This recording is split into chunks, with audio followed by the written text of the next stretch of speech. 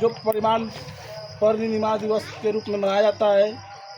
इस समय हम उन्हीं के उपलक्ष्य में यहाँ पर गाँव वासियों और सभी समाजवासियों से मेरा गुजारिश यही है कि जो इस संसार में आप लोग जो अपने स्तर से किसी को देखते हैं तो वो समाज हमारे आगे की तरफ झुकता है, क्योंकि यह हमारे बाबा साहब की देन है। और बाबा साहब ने बताकर हमको गए थे कि शिक्षा एक ऐसी मूल भावना है जिससे जो हमारे समाज में गौरव का काम करेगी, और शिक्षा ही एक ऐसी ज्योति है जो कि हमें आगे बढ़ने का पदोन्नति पर हमें संभालनेगी और संवारेगी।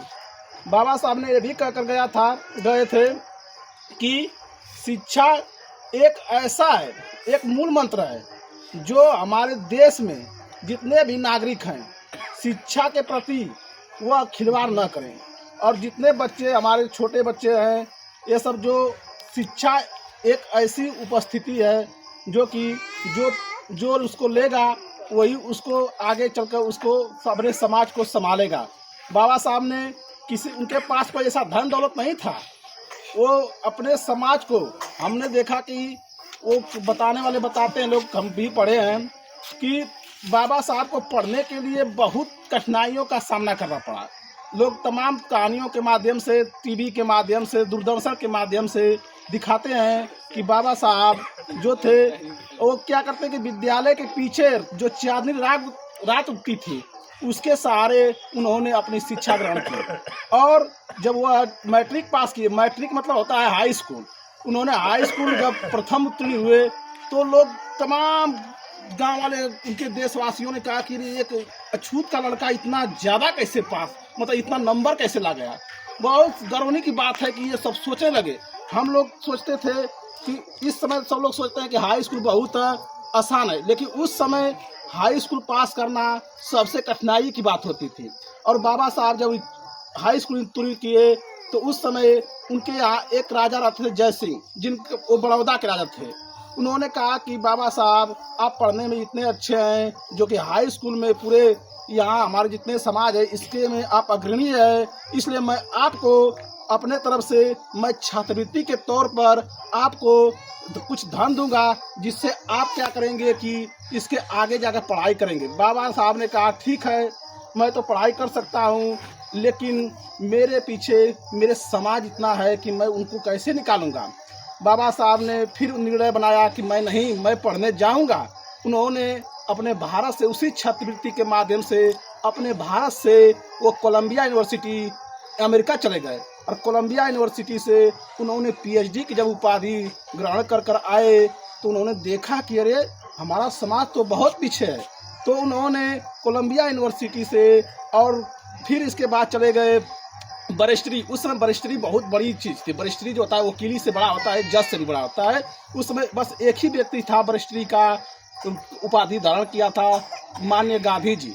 गांधी जी कहे कि मैं दलितों के लिए नहीं लड़ूंगा, मैं लड़ूंगा तो तेलियों, भुयार और ठाकुर के लिए लड़ूंगा। लेकिन बाबा साहब कहे कि नहीं, मैं लड़ूंगा तो अपने अछूत समाज के लिए लड़ूंगा। और उन्होंने 3 गोल में सम्मेलन हुए थे, 1930, 1931 और 1932।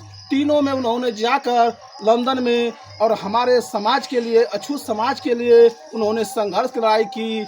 और उन्होंने कहा कि मुझे एक चबरिस्तान चाहिए, लेकिन गांधी जी यहाँ षड्यंत्र रच दिए। कहे कि नहीं, मैं तो मेरे समाज से जब ये अलग हो जाएगा तो मैं मतलब कि ये सब हमारे समाज से अलग हो जाएंगे तो मेरा अस्तित्व तो खत्म हो जाएगा। उन्होंने क्या किया कि सरदार वल्लभ भाई पटेल को एक मुहरा बनाकर गांधी जी के पास भेज दिए और कहे कि गांधी जी कहे कि सरदार वल्लभ भाई पटेल जाइए अम्बेडकर जी को मनाइए, नहीं देख रहे हैं कि वो मांग कर रहे हैं चमरिस्तान का मतलब कि एक हमारा अछूत जाति एक देश बनकर रहे। तो गांधी जी के आदेश पाकर जब सरदार वल्लभ भाई अम्बेडकर जी के पास गए तो उन्होंने कहा कि क्या बाबा साहब आप क्या कर रहे हैं। तो उन्होंने कहा कि भाई देखिए, मेरा समाज बहुत अछूत है, मैं सोच रहा हूँ कि मेरा समाज एक देश बनकर रहे।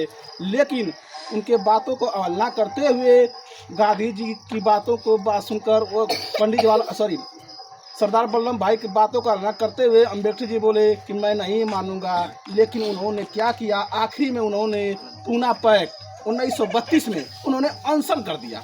गांधी जी अनशन कर दिए कि बाबा भीमराव अम्बेडकर तो अपने चमड़ी स्थान मांग रहे हैं। जब अनशन कर दिए तो वो क्या किए कि जब मरने कगार पर थे तो गांधी जी की पत्नी कस्तूरबा गई और कही कि बाबा साहब मेरे पत्नी की जान बचा लीजिए।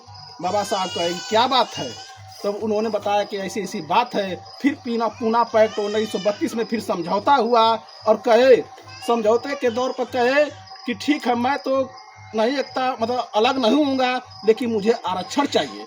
तो आरक्षण वही दिया गया।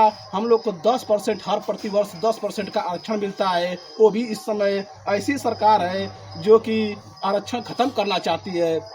लेकिन मैं ये कहना चाहता हूँ आरक्षण रहे या न रहे, लेकिन हमारे समाज के बच्चे अगर पढ़ेंगे तो आरक्षण रहे या न रहे, लेकिन कोई जो पढ़ेगा तो वो आगे चले जाएगा। आरक्षण से कोई मतलब नहीं होता है। हर स्थिति में हर संघर्ष में हमें पढ़ना अनिवार्य है, क्योंकि पढ़ना एक हमारे लिए बहुत लाभदायक है। इसलिए मैं अपने बात को ये विराम करता हूँ। अब बाबा साहब के बारे में और बहुत कुछ है, मैं उसके बताने के लिए यहाँ सक्षम नहीं हूँ क्योंकि समय बहुत कम है। धन्यवाद।